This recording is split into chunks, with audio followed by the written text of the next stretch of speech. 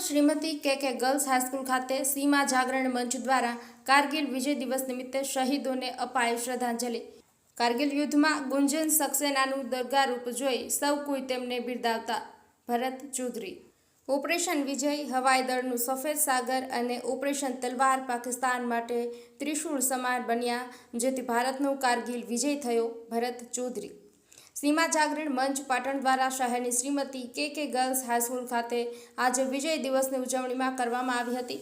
આ નિમિત્તે યુદ્ધમાં શહીદ થયેલા 527થી વધુ જવાનોને યાદ કરી શ્રદ્ધાસુમન યાદ કરાયા હતા।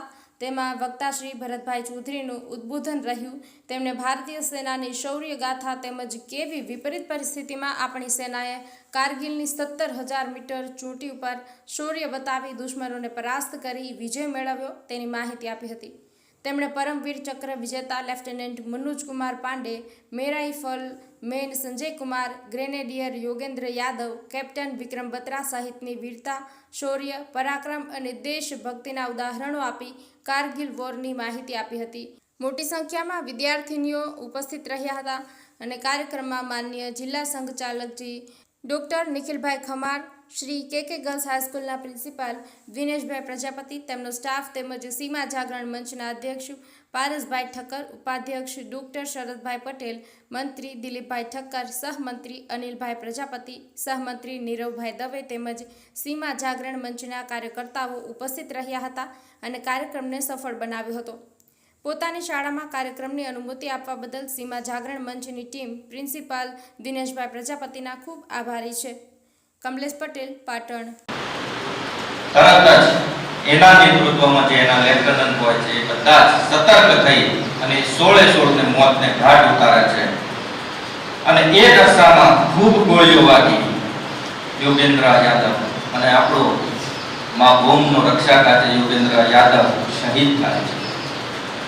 પરંતુ મિત્રો, આજે પણ જો તમારે એ સ્ટોરીને જોવી હોય યોગેન્દ્ર યાદવની, તો ઋતિક રોશનનું ફિલ્મ છે લક્ષ્ય, કોઈક વખત સમય મળે તો જોજો। બીજા આલતુ પિક્ચર જોવા કરતા દેશની રક્ષા કાજે આપણા જે જવાનો શહીદ થયા છે એનું પિક્ચર। નવી ટાસ્ક મળે છે, જે વિક્રમ બત્રા 10 દિવસનો આરામ કર્યો એમને નવી ટાસ્ક મળે છે કે તમે આ ઓપરેશનમાં માહિર થઈ ગયા છો, તમારે નવી ટોપી સર કરવા માટે જવાનું છે। વિક્રમ બત્રા તરત જ 1 મિનિટનો વિચાર કર્યા વગર ઓપરેશનને અંજામ આપવા નીકળી પડે છે અને એ ટોપીનું જે નંબર છે 4875 એટલે કે 4875 નંબરની ટોપી પોતાના સાથીદાર કેપ્ટન અનુજ નાયર સાથે આગળ વધે છે। 8 જુલાઈના દિવસે તેઓ ઉપર જાય છે, ચોકી કબજે કરી લે છે, બંકરમાં પણ જતા રહે છે। પાકિસ્તાનીઓ ભાગી રહ્યા છે એવું દેખાય છે, પરંતુ ત્યાં જ આજે નાપાક સૈનિકો હોય છે પાકિસ્તાનના, એમાંથી કેટલાક 2-3 જણ છુપાઈ ગયા હોય છે। સામેથી નાયર આવતા હોય છે, એમને ગોળી વાગે છે। ગોળી વાગતાની સાથે એમને લાગે છે કે હવે હું મારી મા ભૂમની રક્ષા વધારે કરી શકું નથી। હાથમાં ગ્રેનેડ લે છે અને સામેની જે સંતાયેલા લોકો હોય છે એની સામે ગ્રેનેડ ફેંકે છે, પરંતુ કમનસીબે એ બંકર સાથે અથડાયેલો ગ્રેનેડ પાછો નાયર પાસે આવે છે, જ્યાં બ્લાસ્ટ થાય છે। એમના બંને પગ લોહી લુહાણ અવસ્થામાં થઈ જાય છે, બંને પગ એમના રહેતા નથી અને આ ઘટના બંકરમાં રહેલા વિક્રમ બત્રા જોઈ જાય છે। ઓહો, મને જે બેકઅપ આપવા આવતો હતો એ સૈનિક પાછો ત્યાં એને આવી દશા, એ એમને બચાવવા જાય છે અને આ કેટલીક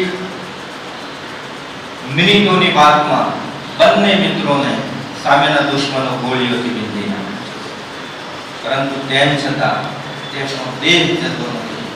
પાછળ આવતી ટીમને તેઓ મેસેજ મોકલે છે અને ટાઈગર હિલ ઉપર જ્યારે તિરંગો, છેલ્લી ટોપી આપણી ટાઈગર હિલ આપણે કબજે કરી હતી, એ અંતિમ ટોપી પર જ્યારે તિરંગો લહેરાય છે ત્યારે આ બંને માં ભૂમના રક્ષકો પોતાની આંખો મીંચી દે છે અને સાથે સાથે આંખો મીંચતાની સાથે એક નારો બોલાવે છે અને એ નારો હોય છે દુર્ગા માતાની જય. દુર્ગા માતાની જય. અને આ દુર્ગા માતાની જય કહેવાય છે કે આપણી એક બેન ઉપાડી લે છે, ગુંજન સક્સેના. અત્યારે ઓપરેશન સિંદૂર જોયું હોય તો ઓપરેશન સિંદૂરમાં બે મહિલાઓ હોય છે, એક વ્યોમિકા સિંઘ અને બીજી સોફિયા કુરેશી. બંને દીકરીઓના ફોટા છે. આ ઓપરેશનની હીરો રહી છે. એ વખતે પણ માં શક્તિ દુર્ગાનું જ્યારે આહ્વાન થયું અને તરત જ એક દીકરીએ આ ઓપરેશનમાં એન્ટ્રી કરી ભારતની પહેલી ચોપર પાયલટ 17,000 ફૂટે ચોપર ઉડાડે છે. એક દીકરી તમારા જેવી 1975 માં જન્મેલી દીકરી ગુંજન સક્સેના એનું નામ, 24 વર્ષની ઉંમર, દાદા આર્મીમાં, પિતા આર્મીમાં, ભાઈ આર્મીમાં, પતિ આર્મીમાં, આખું બેકગ્રાઉન્ડ, આખું કુટુંબ દેશની ભક્તિમાં લાગેલું. અને આવી માં દુર્ગા સમાન જે દીકરી હોય છે એ આ ઓપરેશનમાં એન્ટ્રી કરે છે. પોતાનું ચોપર લઈ અને લગભગ 1300 સૈનિકો આ લડાઈમાં ઘાયલ હોય છે. એમાંથી સાહેબ 900 સૈનિકોને પ્રત્યક્ષ રીતે આ બેન મદદ કરે છે, ગુંજન સક્સેના. અને દુર્ગાને ગણવી તો શું ગણવી?